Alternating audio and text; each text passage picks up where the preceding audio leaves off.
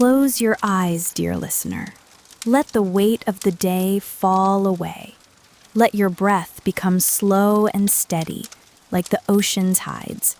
Tonight, we drift into a world between myth and memory, between imagination and history, a world that has fascinated humankind for thousands of years, a place whispered in ancient texts, searched for beneath the waves, and immortalized in legend. Tonight, we journey to Atlantis, not as a lost treasure to be found, but as a dream to be experienced. Let this story, told slowly and softly, guide you into deep rest, even as it awakens wonder in your heart. The story begins not with explorers or sailors, but with a philosopher. In 360 BCE, the great Greek thinker Plato wrote of a powerful island nation beyond the Pillars of Heracles, what we now know as the Strait of Gibraltar, knowledge, rich in wealth, and mighty in power. The people of Atlantis were said to live in harmony with nature, guided by laws handed down by the gods themselves. But even then, the line between fact and fiction was blurred.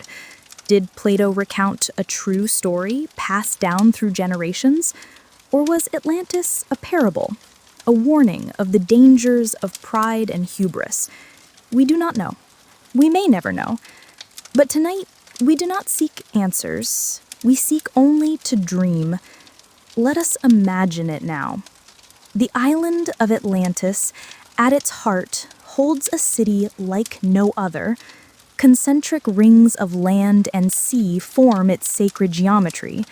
3 rings of water and 2 of land surround a central island, a royal acropolis rising like a jewel from the ocean. In the very center stands the temple of Poseidon, glistening with ivory and precious metals, its columns carved from rare stone, and its altars always wet with the sea god's sacred water. The city is alive. Markets bustle with traders from far-off lands. Canals carry small boats between the rings, beneath arched bridges. Trees, heavy with fruit, line the walkways. Towers of marble and crystal shimmer in the sun.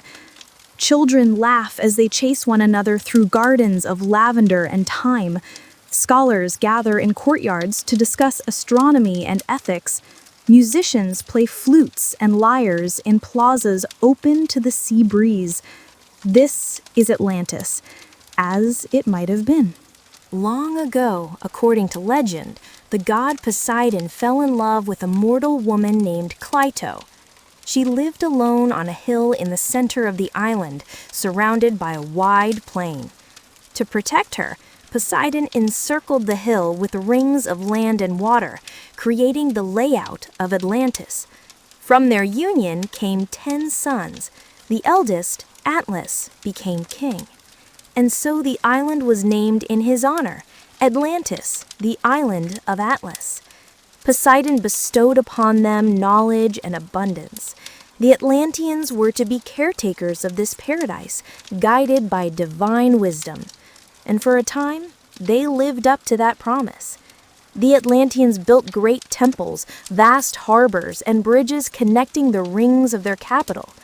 Their navy was unmatched, their knowledge of engineering, astronomy, and agriculture far beyond that of neighboring lands. They mined urichalcum, a rare red gold metal said to gleam with an inner fire, used to adorn their temples and palaces. They lived in peace, trading with Egypt and Greece, creating a network of culture and learning. Their society was just, their leaders wise. It was a time of harmony, a golden age. But as often happens in such stories, golden ages do not last. Over generations, the memory of divine wisdom faded. Greed took root in the hearts of kings. Ambition clouded judgment. The Atlanteans turned from philosophy to conquest. Their fleets sailed eastward, seeking to dominate neighboring lands. Their leaders, once chosen for virtue, grew cruel and selfish. And so, according to Plato, the gods gathered in the council. Poseidon, heartbroken by the corruption of his descendants, allowed fate to take its course. In a single day and night, the island of Atlantis was struck by earthquakes and floods. The sea swallowed the city, and with it, all that once shone so brightly. The golden age was over. Atlantis was gone. Ever since Plato's words were first written, countless scholars, adventurers, and dreamers have searched for Atlantis. Was it real? Some believe it was inspired by the Minoan civilization on the island of Thera, modern-day Santorini, destroyed by a massive volcanic eruption around 1600 BCE. Others look to the coast of Spain, or the submerged lands of Doggerland in the North Sea. Some suggest Antarctica, buried beneath ice. Still others believe Atlantis never existed, not in the physical world, but as a symbol, a mirror reflecting the best and worst of human civilization. Whether real or imagined, Atlantis has become more than a lost city. It has become an idea, a symbol of potential, of balance, of what humanity might become when guided by wisdom, or what it risks when blinded by pride. In Atlantis, we see our dreams of paradise and our fear of losing it.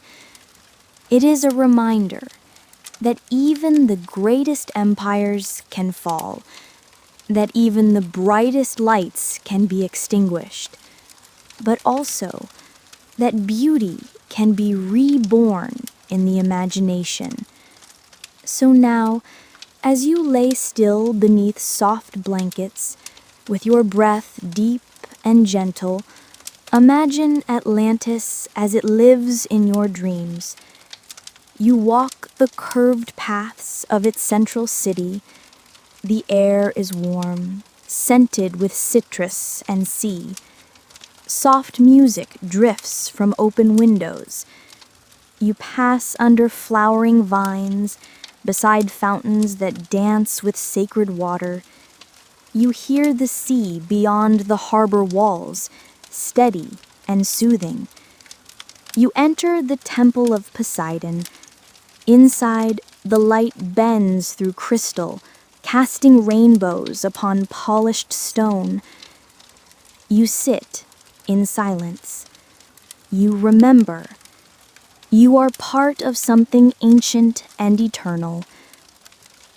Atlantis is not lost. It lives in you.